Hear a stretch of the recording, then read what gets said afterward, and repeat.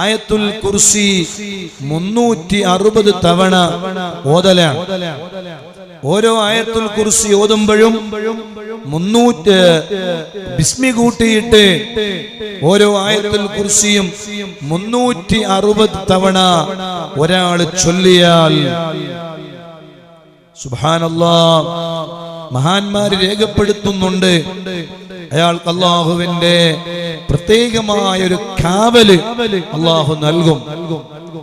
മഗ്രിബിന്റെ മുമ്പായിട്ട് ഓതി തീർത്താൽ മതി.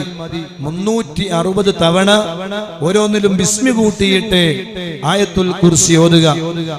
എന്നാൽ വലിയ കാവല് അല്ലാഹു നമുക്ക് നൽകും. അല്ലാഹുവേ, സാധുക്കളായ ഞങ്ങളിൽ നിന്ന് നീ കബൂൽ ചെയ്യണേ അല്ലാഹ്. ലക്ഷക്കണക്കിന്